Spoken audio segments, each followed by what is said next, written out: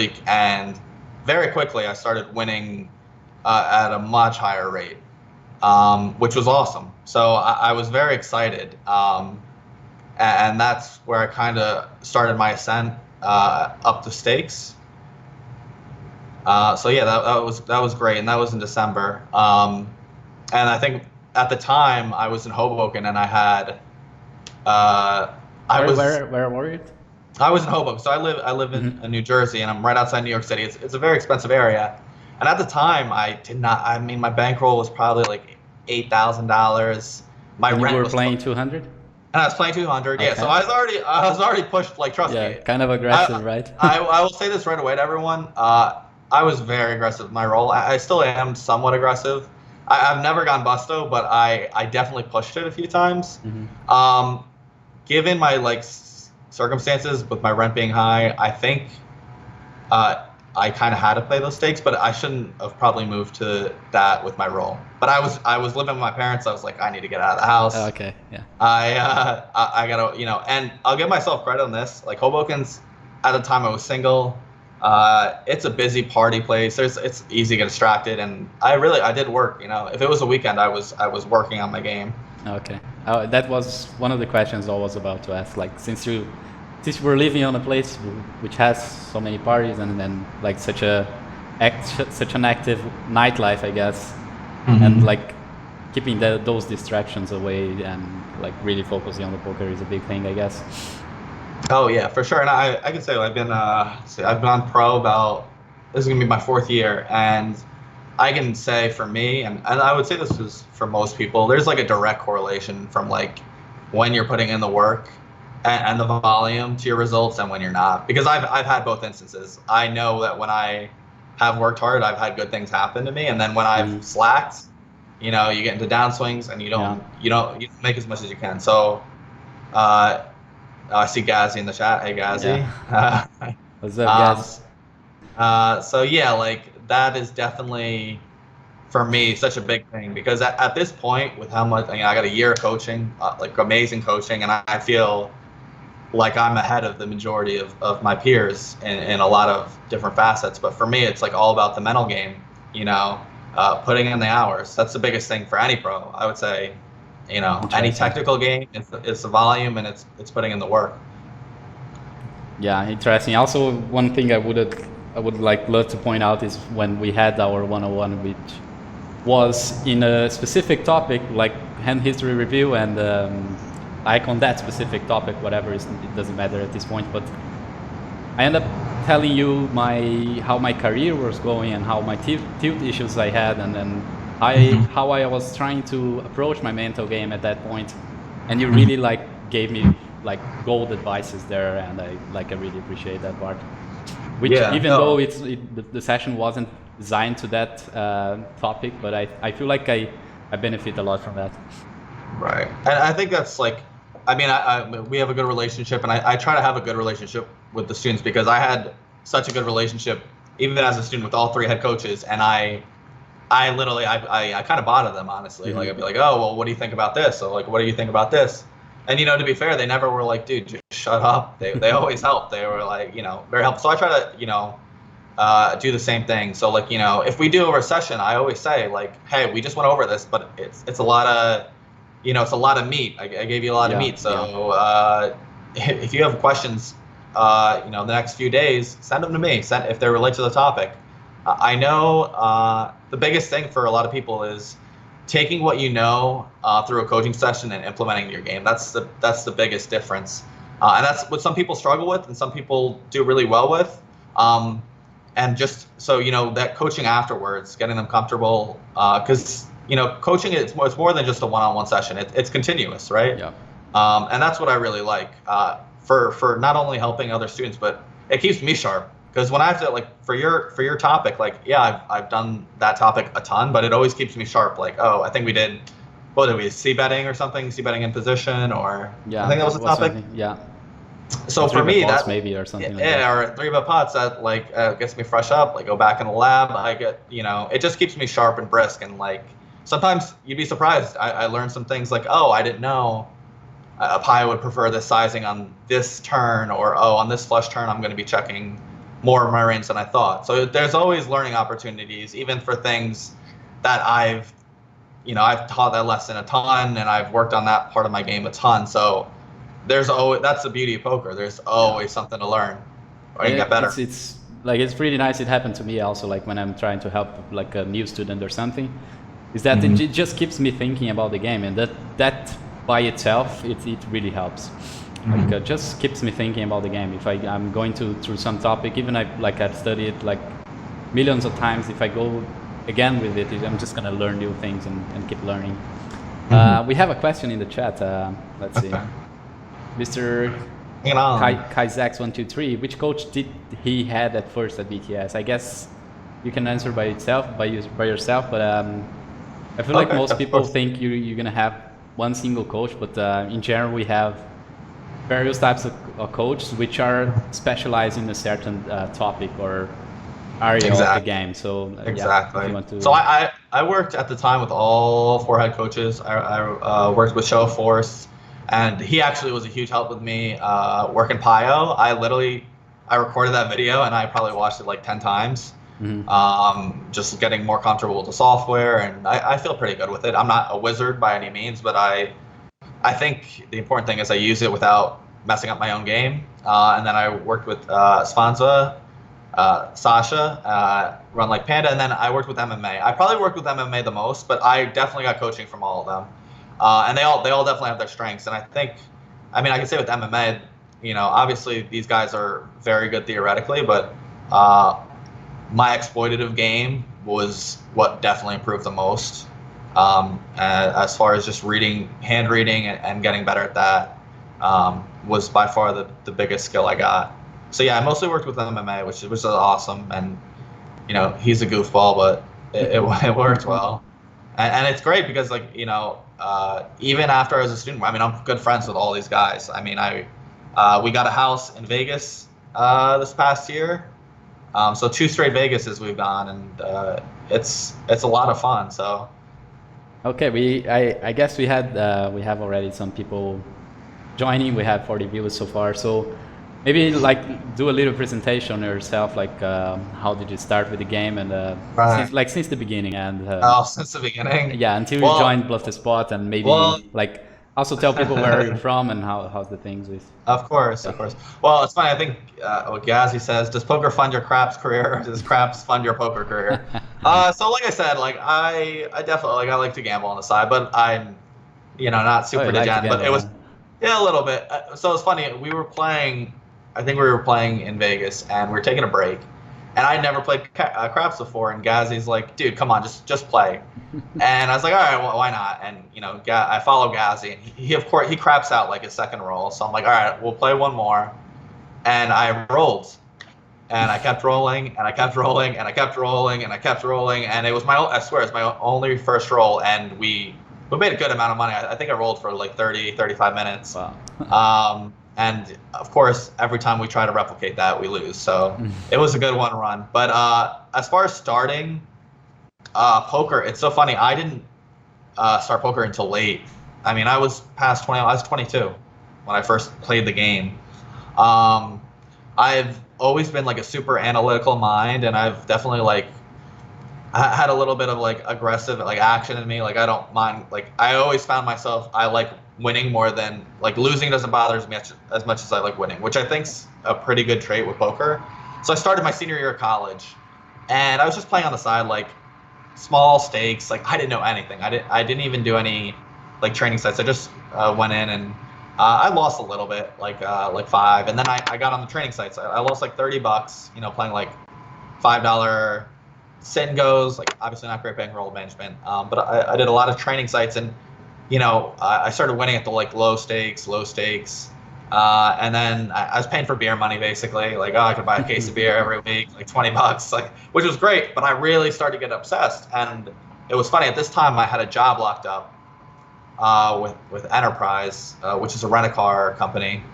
So I was it was just a hobby. And long story short, I had a lot of speeding tickets that year, so I lost the job. And at this point, I was like, oh man, I don't know what I'm going to do. I could find a job, which I did, and I did it, but I hated it. It was horrible. I just didn't love what I did. And I was really getting into poker. I was really obsessing over it. So basically, I think I ended up working this job for 3 months, and at the time, I moved up to like 20 an hour. I had grown my bankroll to like 600, $700. I was feeling pretty happy. I got like a micro stakes coach who helped me out, and I got a little bit better. And then at the time, with my workers' pay, I was so sick of it. I had 9,000, I think, in my account, and I said, I'm done, dude. I quit. I quit on my birthday, actually. It was awesome. I was like, why not? And I love poker. It was I just was like, I felt like I had the best job in the world, and I still do. But reality sets a lot more. When you're new to it, it's just like the best thing ever. Yeah. It's like sex, almost. But it's awesome. It really is awesome. It's like just breathing the game, like everything. You were so passionate about it, and you were obsessed with it, and just thinking about the game all the time, and it was awesome. So I started off, and honestly, I think the first 2 months, that 9,000 went down to like 3,000. So it was a rude awakening. It wasn't like I was just being degenerate. I just wasn't very good, to be honest. Yeah. And that's when, at the time, like I was like, all right, let me work. So I worked hard on my game, but for me, I've always done well with the one-on-one coaching. For me, and everyone's different. Some people really do great with, videos, or maybe just like on their own. For me, it was always that one-on-one where I could grasp a concept personally, and it worked well. So I got like a Run It Once subscription, and at that point I'd finally gotten my role back up to like where it was. But I was with my parents for like a year.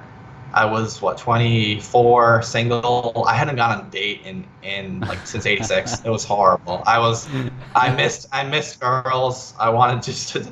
So I was like, oh, Hoboken, that's a great place to meet women, and my best way to meet, like, I'll figure it out. I wasn't even thinking about the financial repercussions. I was like, I'll just have to grind my ass off, and I'll get a part-time job, which I did. So this is like how humble poker can make you. Like, I was walking dogs for like a good month. But that's a great job. It was actually, I love dogs. I love dogs. It wasn't as good as you would think, because man, it was cold. It was the winter. You got to clean them off. And some of them, I had a bulldog that was so stubborn. Oh. He wouldn't move, dude. He would sit, and but in general, like it was nice to get like a little companionship.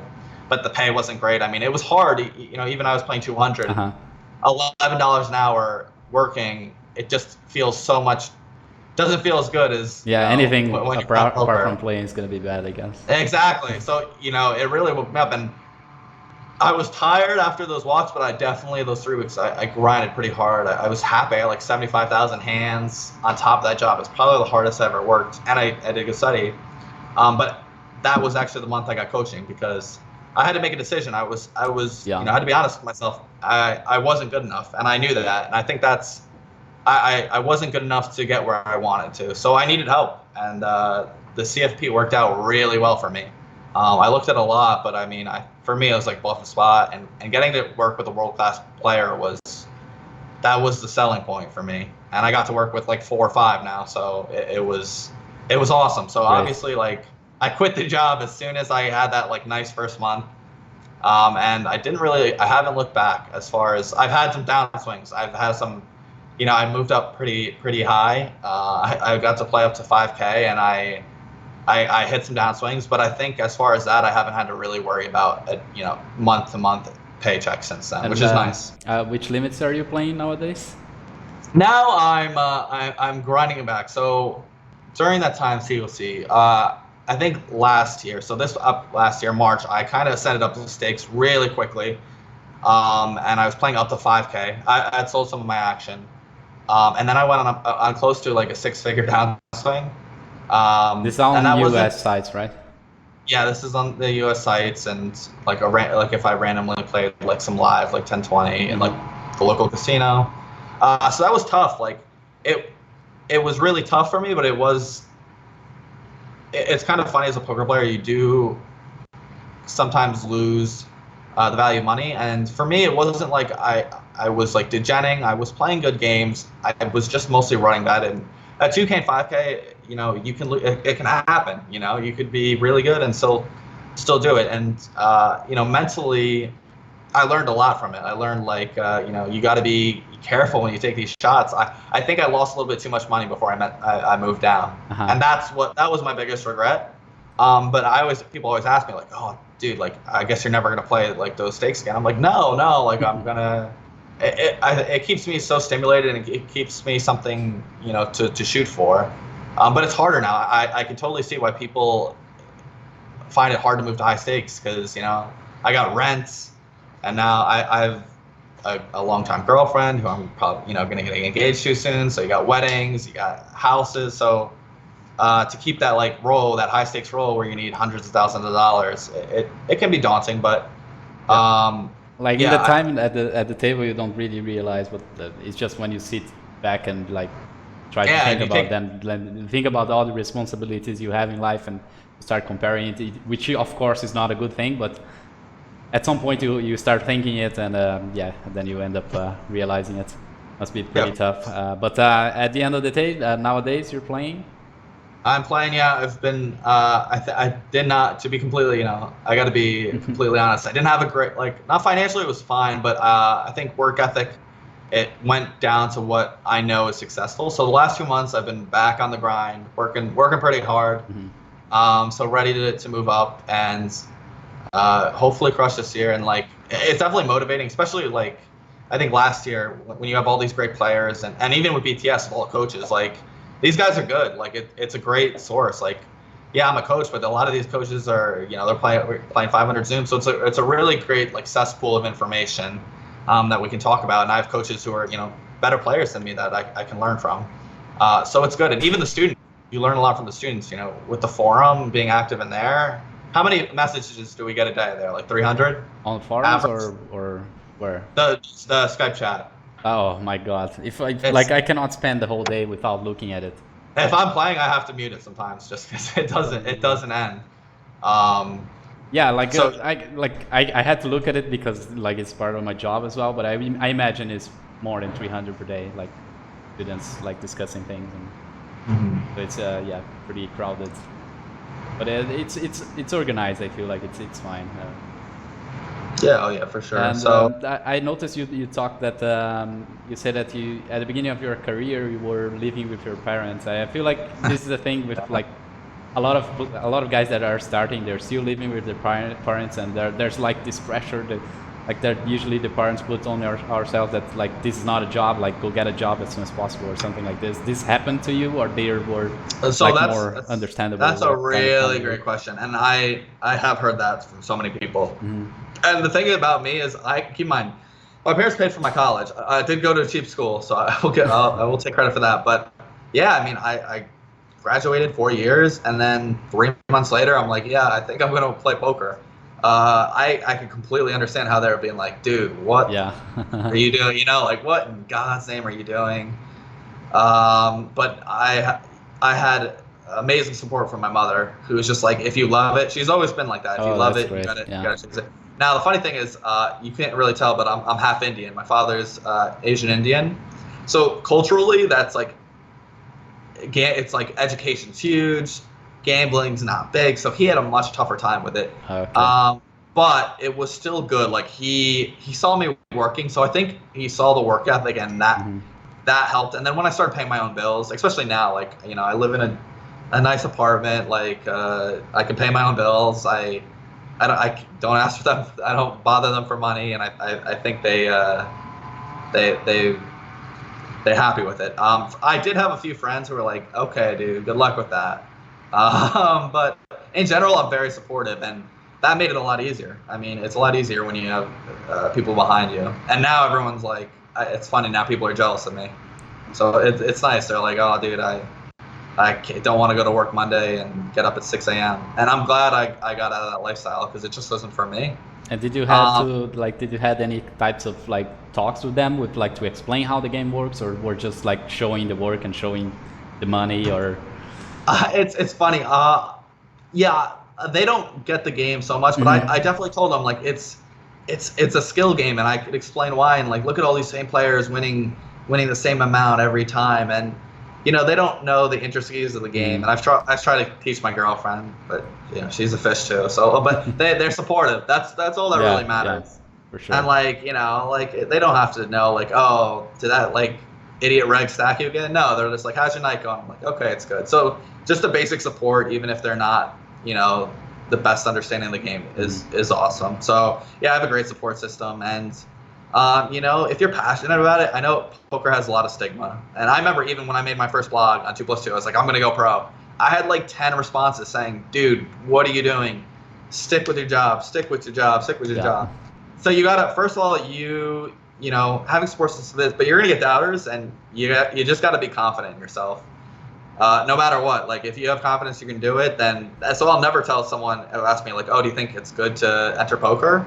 I'm like, dude, if it's what you love, go for it. Yeah. And that's the whole thing. Like for me, it was never about money with poker, which I think has made it easier to. I've been playing close to a little over 3 years, and while there's like ebbs and flows of motivation, I still enjoy going to work. I still enjoy playing. I still enjoy studying. So that's what it's all about. I think it's a lot easier to be successful in this kind of avenue of work when you like what you do. Great. That's great to hear, actually, because like I feel like a lot of people, like even myself is included, is like it is pretty similar how everyone started. Like it's a young game. Like you start pretty young at it. That usually like lately now with the online streets.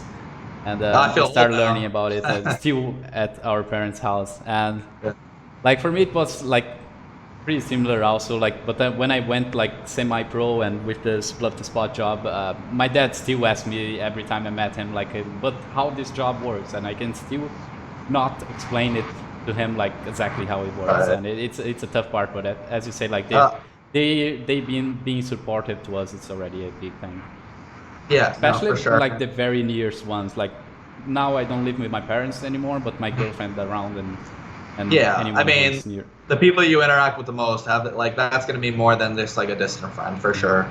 I would say though, if you are living with your parents, dude, you're saving money. Don't feel ashamed or anything. Like I wanted to get out, but I never felt like ashamed. And I probably should, in hindsight, I mean, it worked out for me, but I probably, make sure you have your living expenses, taken care of.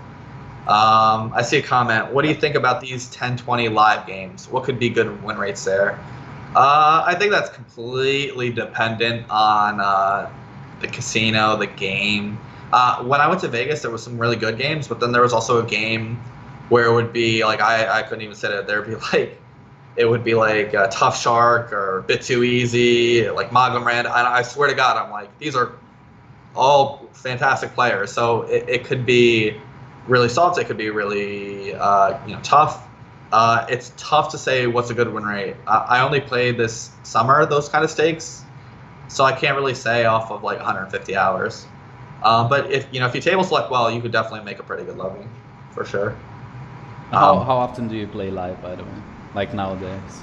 It's funny. So when I first started, I liked live way more than online. I liked the atmosphere, and then it did kind of drag on me the convenience of online. So it's been less and less. I think my first year I put in like 500 hours live, which is a pretty good chunk.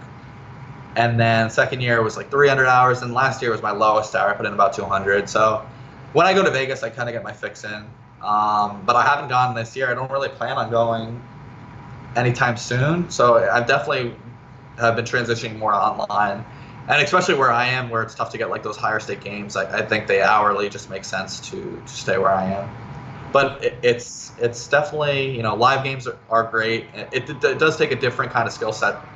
I know people are like, oh, live's hard, like it's easy, but yeah, you do need a different kind of like skill set, I think, to be successful live as well. I guess also like a different type of mindset, because it's not like you're gonna sit and play a shit ton of hands like online. So you have to sit at the table for different mindset. You're gonna play a different game for sure. Right, and it's a lot of discipline too, because if you see like 10-7 of diamonds in MP and you haven't played a hand in an hour, that hand looks sexy. You're gonna wanna, you still gotta be disciplined. So stuff like that. I think it's more of an exploitative game. You don't really have to worry about like balance as much. Which I think some online players struggle with when they go to live. They think like, oh, like like they're playing against like maybe a poor player and they're just like, oh, I got to see that 1/3 range here, or oh, it's like 8-7-5, I 3-bet, I need to check range here, when you can just bet with your aces and not worry about it. Yeah. So people, I think I actually see some online players who are great players not do as great as you would think live, but like I said, it's still a good avenue of poker, and I think live has like a much longer lifespan than online, obviously, but people are getting so good now. But I still think online's, we still got plenty of time left. I think it's a little off tangent, but I think the biggest worry we have is the technology, not the players. Like the real life solvers is bigger than any kind of player thing like that. But yeah. Just in addition to you, like for me, I really look forward to at least experience some live plays. It's tough because in Brazil the rake is just so high that it's not possible to play. But I'm definitely look forward to like maybe go to Vegas at this year or next year and then try some things. Dude, you'd be amazed. Yeah. So I mean, if you know where to look, you can definitely find, even on the World Series, you can find a lot of great games. And it's just a ton of fun too. Like great food, a lot of things to do. So it's definitely what I look forward to the most every year. Yeah, great. We have some new questions. GrayX6, can you tell us 3 things that really improved your game? Like specifically, what were the biggest leaks you had? I'm not sure if you want to talk about the leaks you had, but maybe the 3 things that most helped you. I could be general. Like, let's see. All right, I think I'll try not to be too general. So leaks, I would say for me is studying. I wasn't great at studying the game before I started with BTS. And you're like, oh, is that really leak? And I have to say it really is, because improving your game off the table as quickly as you can so you can improve your win rate on the table is one of the biggest things. So like, it's a question I get a lot from students, like, well, how do I study? And it's different for everyone. But by that, I mean just, managing my time better, fixing common leaks. So I think a lot of people just go like straight to their 100 or 200 BB pot losses or wins, when a lot of people's leaks are a lot of the small stuff. They're not defending enough on the big blind, so well, it's going to shave some win rate, or they're not c-betting enough, or they're not protecting, they're folding too much to like stabs. There's so much. So yeah, that studying aggressiveness, I was way too nitty. I didn't fight enough for small pots, and I definitely amped that up. And then the third one really improved my game. Probably my exploitative game, my adaptability, and that is by basically drastically changing my strategy based on who I'm playing. Now, this was more true at like the lower stakes. I obviously playing like 5-10. I'm playing against good regs, so you can't deviate nearly as much. But I did a much better job since I've been coaching on adapting my game. Adjusting my ranges based on who's in the blinds. Maybe c-betting a spot more because this villain's not check raising enough. Maybe not c-betting a certain hand because this guy's floating too wide. So just basically it's vague, but it's adapting to my opponents is something that I was very poor at. That was one of my biggest leaks. I was horrible explo game, not good at adapting, and I would consider that probably a strength now, for sure. Okay, that's great. You're not the only one saying that. So like MMA also says that a lot. Like one of his biggest strengths are like his exploitative game against his opponents. For and he sure. plays pretty high also, and so I guess there's still like you say there's a small room for exploiting on high stakes, but I guess like there's still a little bit of room. Well, and, that's he's probably one of the best. I mean, in the world when it comes to that. So yeah, like I could always get better, but yeah, I mean, and he makes some very strong deviations, but that's like that is what high stakes is, basically deviating versus a small edge. I actually just saw a really interesting hand. And I have the high stakes thread that basically served this point. It was like a bit too easy hand. I forgot who the opponent was. And he had like ace deuce suited, and it came down like ace jack 6, and the villain c-bet like 1/4, bit too easy called. Turn was a brick, and BT bit too easy, bet turn and jammed river for value with ace deuce suited. And I can tell you right now, like I haven't talked to him about it, but I could know that's just that's him exploiting his opponent. Yeah. That he's like either calling too much bluff catchers or that you can make that kind of a value bet. So it's definitely an important game, especially as you move up, because I just get quite small. Small edge, you mean? Like yeah, I mean as you move up, for sure. Yeah. I still think edges can be fairly like large, but once you get to like like the top guys, it's where you really gotta find that edge and exploit it as much as you can. But at the small stakes, you can really I don't even want to say small stakes, but like lower mid stakes, 200, 500, even 1K, you can definitely do some funky things and deviate versus an optimal strategy to basically attack a league. Great. We have a new question from GrayX6. Pretty active. Thanks a lot, GrayX6. Also, thanks a lot for the follows, guys. I see we got quite a few. Can you tell us what's your weekly routine? Weekly routines. Yeah, like that's great. So that's awesome. So that is something like I'm happiest right now with how I've been doing. I've been starting a new weekly routine about 2 months ago because I wanted to definitely have a huge year this year. So what I do is every Sunday, which is today, I set weekly goals. I review them. I see what I did better, and I don't get bit down on myself if I don't do anything, but it keeps me set for what I want to do next week. So as far as that, I set my work schedule. Sunday, see what I want to do. I set my gym schedule, all the workouts I'm going to do, and then before I go to bed, I read my affirmations. I actually have them on my desk right here every day. And it's a little corny, you read it to yourself, but it's basically a motivational tool that helps you. Just basic thing, like I'll read, for health, this is the kickstart to my day. It sets the tone for the day. Your health is a priority. Do your best to be great at it. That's very cool. It's funny when you first do it because you're just like, oh, I'm talking to myself. I feel corny, but mentally, it's a big, it's a big thing. So I have that for my relationships, my health, and poker.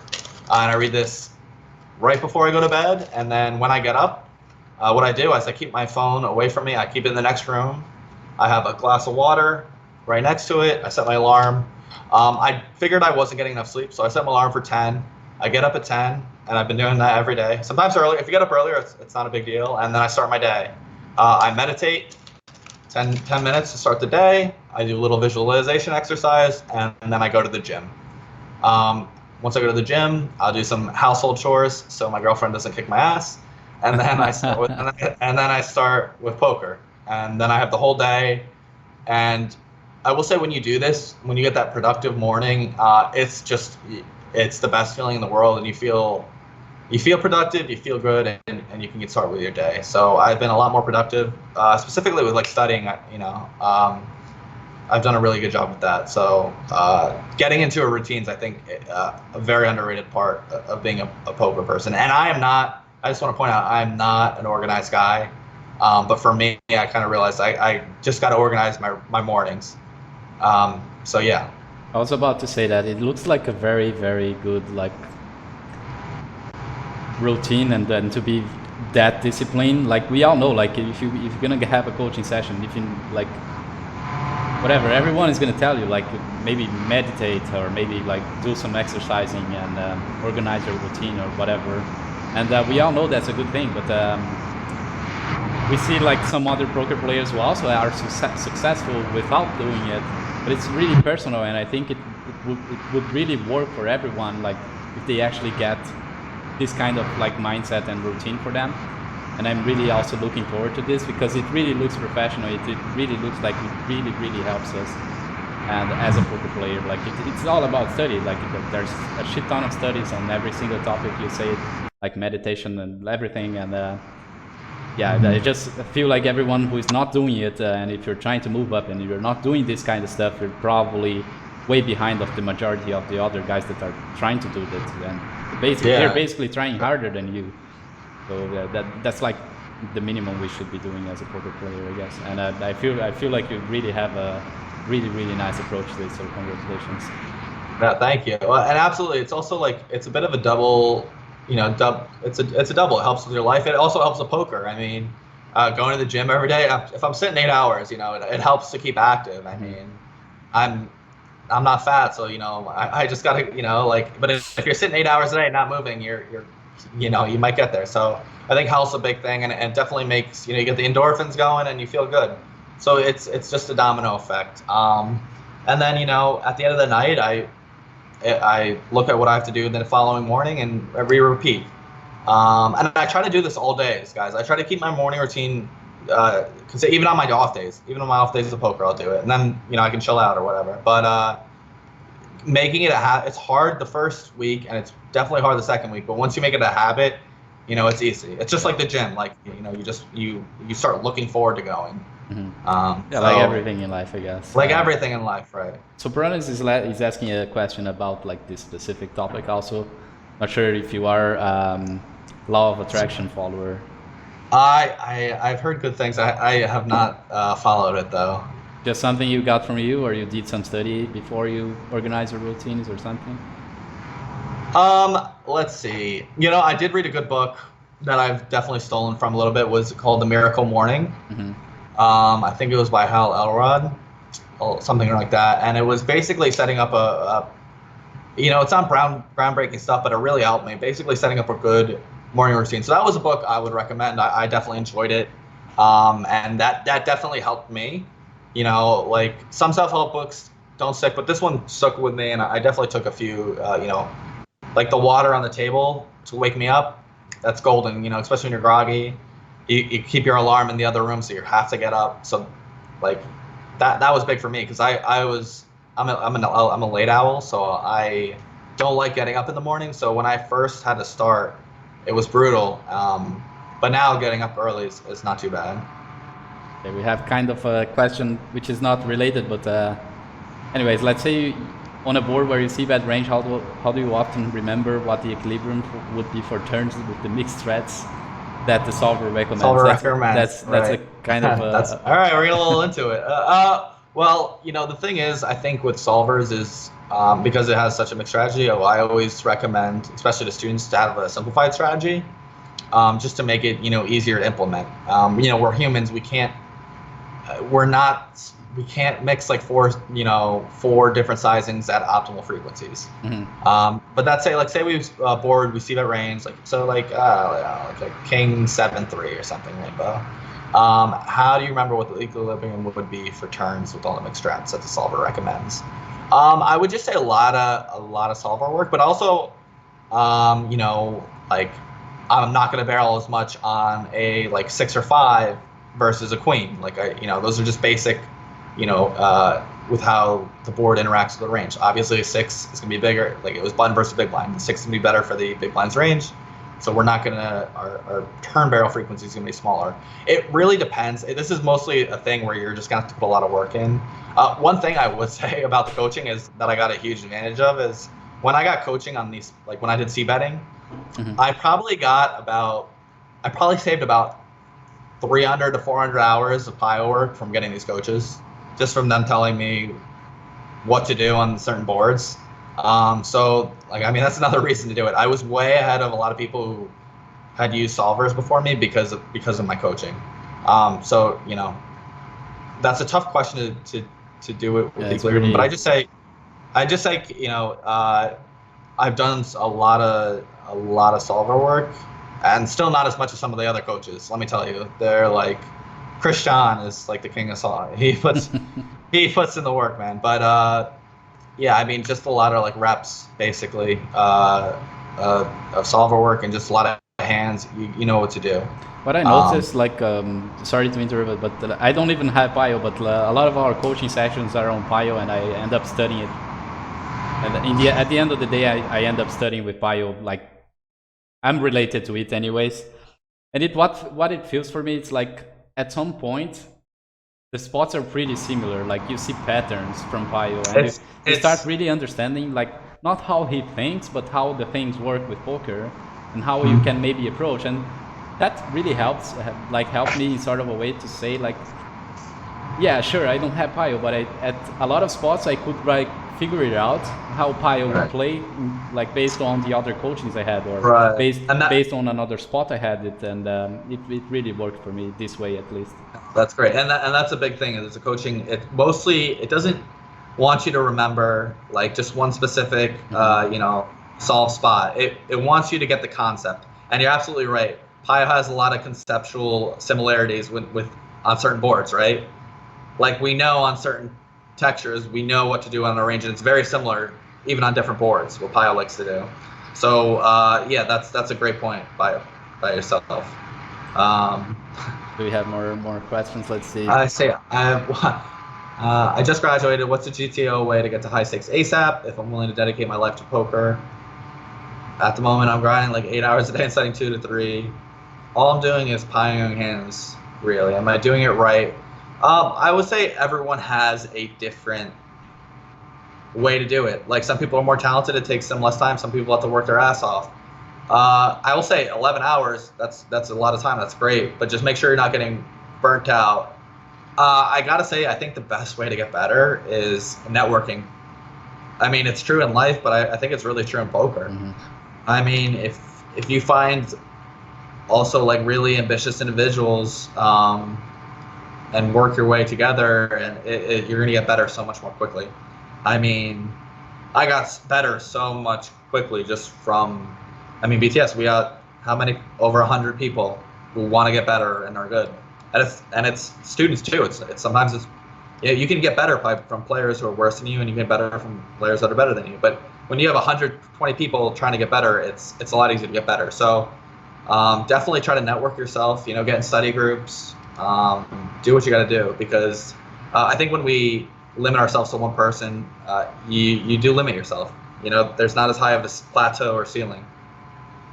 That's something we always also say as for BluffTheSpot students. They're on a network with like another 100 students around them, and it would be like dumb if they don't create like small groups between them and then start studying together. They play the same limits, and they could benefit so much from it, and we keep saying that to them. And that actually, we saw some, like me included, I have a group with like 3 or 4 other students from BluffTheSpot, and like it's such an amazing energy. We are also friends, and at some point everyone is like just moving up together. It's just like, it's crazy how it happens, and it's crazy how helpful it is for us.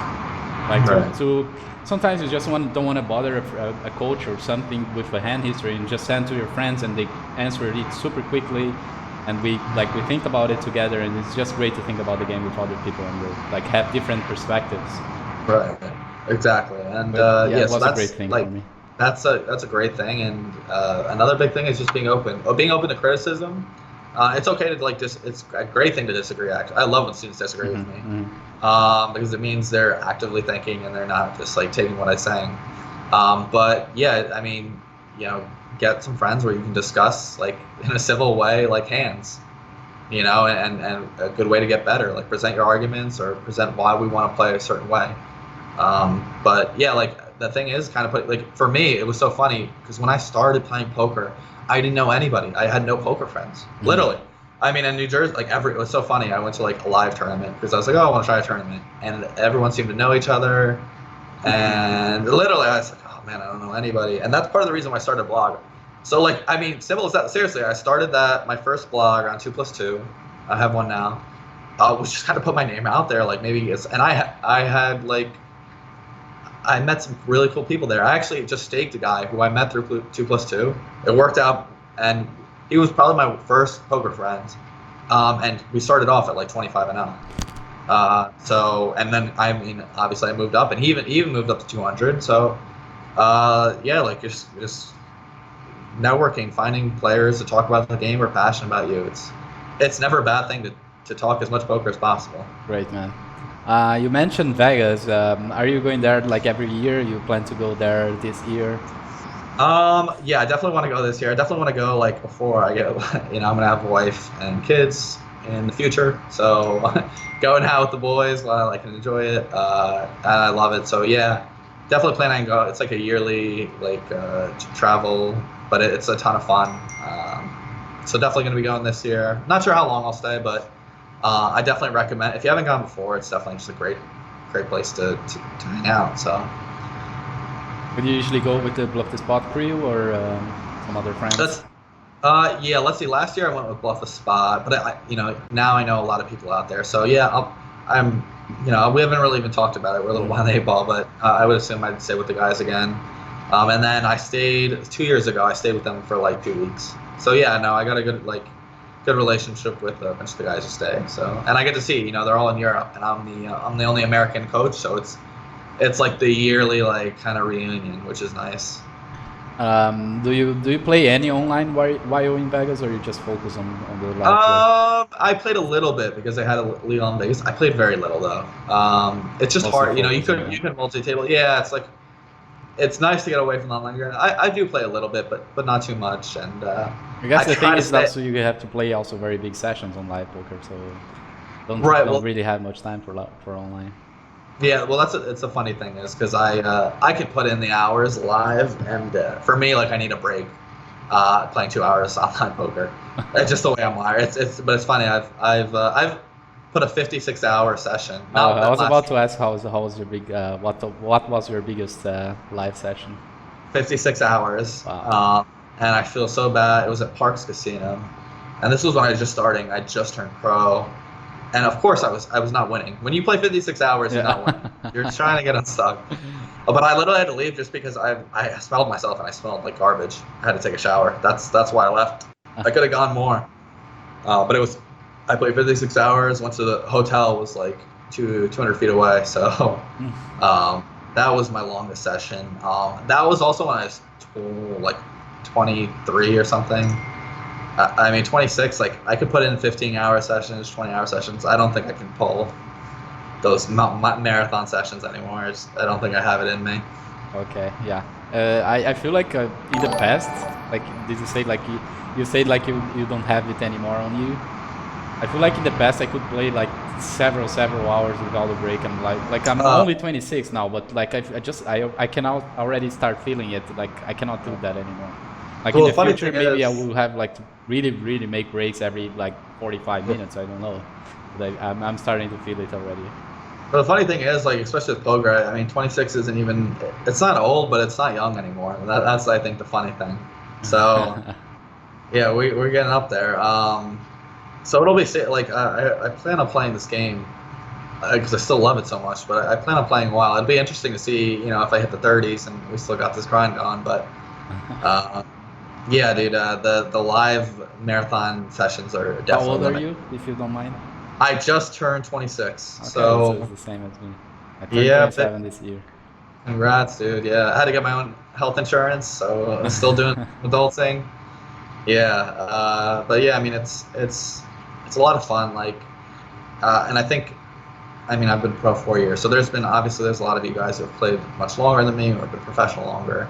But I think keeping the game fresh is just a good way to keep it, entertaining and interesting and motivating.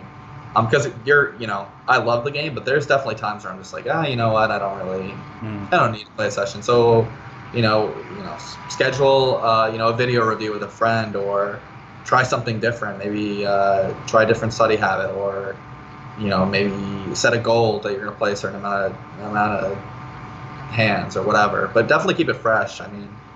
I try to keep it fresh by playing PLO, and that was a terrible idea. So don't do that. But do you have any kind of hobbies? What do you do apart from poker in life? Hobbies? Let's see. I like to keep active. I'm a big basketball fan. I played basketball in high school. Later Kizza. I play tennis, so definitely physically. And then I got the Xbox. I play a little bit of Fortnite. So I keep active. But I have my dog, which I kind of pamper now. I was home alone a lot. My girlfriend works, obviously. Which kind of dog is it? He is he's in pit bull mix with a little bit of lab, and we did a DNA test, and he has a little Chihuahua on him. Okay, so it's not big. He's medium size, 35 pounds. There's his cage right under there. Yeah, I see it. He's in the other room, keep him from barking. But definitely poker can be a little, especially as an online pro, can be a little bit isolating. You're on your desk too long. So, having him, it makes it easier. It makes me feel a little bit social. Yeah. Are you the guy who takes the walks with him? Oh yeah, I lost. I lost a flip there. So yeah. You don't like it, or it's just like? No, I do. It's cold though now, man. It's cold. Oh, okay, yeah. And he's a sniffer, so he takes a while. Oh, okay. Gary, what do you miss? I just told I talked to 45 minutes of all our degen stories in Vegas. It's a lot of fun. Yeah. Yeah, I like this dog part is a great thing for me. Like it kind of a meditation for me. Like if I need a break, I just go for like 5 minutes walk outside with them, and it's like I'm refreshed already. Yeah, I mean they're man's best friend. They're just nice to have around. They keep you happy. And the best thing for me is like I feel very lucky because even if I have a crap session, I lose a few thousand. It's just nice. I go into bed and I have this like big pillow that's just gonna cuddle with me. So yeah, I mean it's definitely it's a big stress reliever. So for sure, yeah. Do you say basketball? Do you like watch on the television, or you just like to play? I try to get like an adult league going, but all my friends are too lazy. So I play. There's a few courts nearby. I'll play every now and then. I'll shoot around. I love watching basketball. I love watching football or American football. Sorry. Any team you have as a? Yeah, they're horrible. I'm a big Jets fan. So, when I was doing well last year, I was like, of course, this like summoned in the downswing. But when I was doing well, we live about 20 minutes from the stadium. I was like, yeah, let's just get season tickets, whatever. So I spent season tickets this year. Which it was a blast. They were horrible, but it was really fun to see a live game, go to the stadium. I'm not sure if I'm going to do it this year, but definitely like a lot of good experiences that I'm really thankful for because of poker. Like I actually did some kind of like. I think I did like 3 or 4 years of basketball in my teenage years, but which is kind of weird for a Brazilian. But I really liked it. Like it came from my dad. This like kind of culture, and I really enjoy the sport right now. Like I watch some local games and things like that. Yeah. So yeah, my teams are pretty shitty, to be honest. I'm a Knicks fan too, which is the basketball team, and they're horrible too. So. Hopefully one day they'll be good. So those are fun things that I got to experience. I'm hoping to go to Europe soon. Maybe visit you. Maybe visit Malta. Visit the guys. But yeah, like a lot of opportunity like from playing poker as far as like flexibility. But I think it's a big thing for me and anybody is not taking advantage of your flexibility. You gotta still like have that discipline to put in some work. So that's the biggest thing I think that poker players have, because I know there's people who are aren't as successful as they should have been. They're like really talented and they just didn't do the work.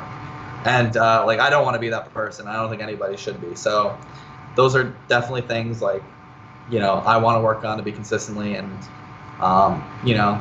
definitely like whatever I do, to be motivated. I want to get back to that peak. I want to be back, playing those high stakes again. So that's a big thing. But in general, like I would say the biggest decision I made was making the BTS decision.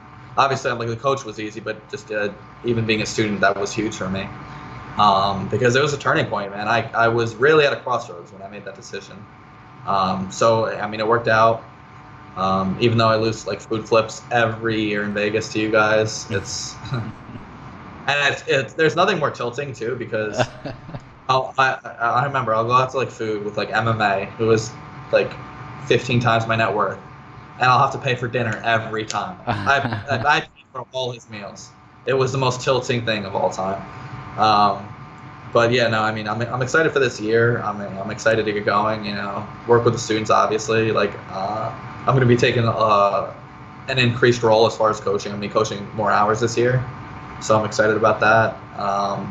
And we have a lot of new good students to crush. So I think the biggest thing, just general advice to everyone, like getting better is like huge. So like, I mean, obviously, if you're going to go the CFP route, I think we're the best option. But if that's not for you, just work on your game. I think MMA said it yourself, but like, get a training site, talk to friends, do whatever you got to do to be better. Like for me, like, yeah, I made when I signed up with you guys, I gave up half my income for a year and it was like it's still a no-brainer for the money I'm going to make long term from getting that coaching I did. So I'm glad it worked out, and now I get to coach, and I'm still in the community, which is nice. So it's cool, and I coach. How it is to be at the other side now as being a coach for you? It's awesome. It's awesome. You didn't realize how in depth they did when behind the scenes, like all the notes we're taking on students. It's very structured. It's very structured. I It's also very felt cool. that when I joined the team. Yeah. Yeah, I didn't know how much went into it. So hopefully I get more comfortable with it, which I already do, and it goes well. But no, it's been a great experience. And like I would, I'm not gonna say I would do it for free, but I would probably. It's just been a lot of fun. You don't even think you're getting paid to do it, which is probably the best part. That's great, man. And do you have any, like, since we're wrapping it up, guys, also make sure you ask every questions you want in the chat. All right. And do you have any plans for the future? Like, how you're planning for the future for poker and like your life in general? Like poker, I got a lot. Let's see, I got a lot of expenses coming up. I'm planning on getting engaged fairly soon, and then I'm looking to buy a house near the end of the year. So I'm definitely putting my nose to the grindstone, grinding hard this year. Oh God, I see a few go easy on seafood at parks. I like seafood. He's aggressive. He's got to work on a few things, but he's not a bad player. Ooh. That was on my yeah, end. Don't worry. No, I was like, I don't think that's my dog. Yeah, he has an annoying bark too. So yeah, I mean, right now, I'm just trying to get a lot of volume. That was my weakness last year, so I'm doing a good job getting prepared every day. I've been working, and follow my blog if you want to see more updates. Do you have the link? If you send me, I can send them in the chat. I'll just put it there. Here's my plug. There's my plug. So yeah, it just keeps updated. I usually update it once a week, but yeah, I think if I work hard, I'm very confident in myself. I think I'm gonna have a big year, and I think I'll separate myself from a lot of the regulars I battle with. But for me, it's mostly mental, and if I take care of that, I'm gonna be fine. Mm-hmm. Incoming year, I don't really want to. I'm not gonna go into specifics, but I made a decent amount, a livable amount. Show your graph maybe a little bit here. Yeah, yes. That's just like a small stakes graph. So that's not how much I made last year. I made less than 100, which for me was pretty disappointing. But obviously, you go on 100K downswing, it's tough to make up. It's tough to have a thing. But I still paid my bills. So I'm hoping for a big year this year, new records and stuff, and hopefully we can. Maybe I'll get to 5K, and I don't know. Maybe I'll visit Poker Stars and see what I battle the best. I don't know, but just definitely want to get better. I think I can get a lot better, and I would say the better you get, the more you don't know with the game. It's like it's kind of an oxymoron, but it's very true. That's great. And do you think that might be necessary, like for the future? Like since I don't know how is the U.S. community of poker at this point, but do you think it's at some point it might be necessary for you to just play on stars? If I got that good, maybe. I don't know if I'll ever get that. I mean, I want to get as good as I possibly can. I don't know how that will be comparing to other people. I still have to get better in so many areas. The high stakes in U.S. doesn't run too well. So yeah, I mean that is a big negative, like getting the volume in. Because I remember when I was playing, like for the short time I was playing those months, it was tough to get volume in. So yeah, I mean, I kind of, my dream scenario is where I have enough money, because I am very competitive. If I had, like, say I had $1 billion, I would just want to go to Europe, and then I would literally just want to play, like, just to compete, like play against like OTB or Linus, just to see how good they are. So I love playing good players. I haven't battled in a while, but I do like playing really good players. It's definitely like, it makes the game really fun for me, even though I get owned sometimes and lose money. But I kind of end up learning with it. Yeah. You do. I think when I battled in the past, and I battle a lot more. Obviously, like with money, I'm trying to to not like have expensive lessons. But when I've played some like really strong players, three-handed, like reg three-handed games at like 1K or something, I learned a lot, or 2K or whatever. I've learned a lot, and you get better. You really do. And it's mostly because you get put in situations you haven't,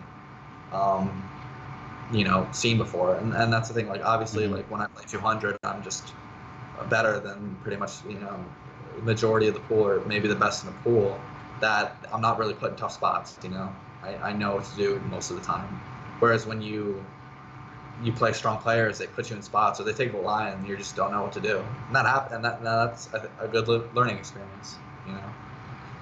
Where was my recent downswing in the graph? That graph is not any of my high stakes. Trust me. If I put in the high stakes in that graph, it would not be looking pretty. But that's mostly my lower stakes over like. It's mostly, I guess, 200 now. It's maybe like 500. 200, 500, and 1K. Okay. Yeah. And then 2K and 5K. Like there is some 1K already. Yeah, there's some 1K, but like obviously, like I think I ran pretty good in the sample. At these stakes, it's funny. I would say I ran good at my small stake stuff, and then I ran just horribly in the big stuff. Yeah, so I know it doesn't look like there was a downswing. It just wasn't in this graph. I mean, I'm happy with how things have gone, but there's, like I said, I'm hoping to get good where I don't have to really worry about money. That's a good goal for me to have. It's a beautiful graph, regardless, by Gezi. Thank you, baby. Yeah. I guess we're wrapping it up. I'm gonna just very quickly refresh you guys from to our new Twitch schedule for this week. I'm gonna be streaming every weekday apart from Monday, tomorrow, at around 4 p.m.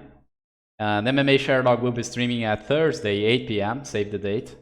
And potentially we also bring some streams at the weekend by me, but I'm not sure. I will be, by the way, throwing one of those dates, I think on Thursday as well. Let me make sure about it, or Tuesday. I will be doing a PLO stream with our new PLO coach, which I think is going to be a very, very nice one. Let's see. Probably Thursday at around 4 p.m. So on Thursday we will have two very special streams, which is going to be me trying the PLO streets with the PLO coach for BluffTheSpot, and MMA Sherdog stream. So yeah, make sure you tune in on Thursday and all the other days, of course. It was a great talk. Thank you for hosting this. It was a fun talk, and thanks to everyone for tuning in. It was nice to have this convo. I mean, I already knew you from a one-on-one coaching, but of course we didn't have as much time as we had today to meet. So nice to meet you. It was a great talk once again. I gotta send you another doodle actually, because we have another session. Great! Just letting you know. Great so there we go. I'm excited about it. All right, sounds good, dude. Thanks a lot. Yeah, I'm almost sure this is also gonna be posted on our YouTube channel for those who didn't catch the whole stream. So yeah, thanks a lot for watching. I'll be back on Tuesday with another stream. Thanks a lot, Gerard. BBissick with this beautiful graph one more time. And yeah, any last words you want to say? No, I mean, I hope everyone has a great year, and if I imparted any knowledge, I hope you take it to heart. Any quick tips to improve on small pots? Last quick question: just be more aggressive. That's it. A lot of people won't fight for those small pots. There you go. Simple but effective. But yeah, no, it's been great, and I hope everyone has a great year, and we all bring in the money, right? So if you guys ever need to send me a message, just send me a PM on 2+2 or something. Okay, great. Thanks a lot for watching, guys. Thanks for all the follows and subscribers. See you later. Bye. All right, take care.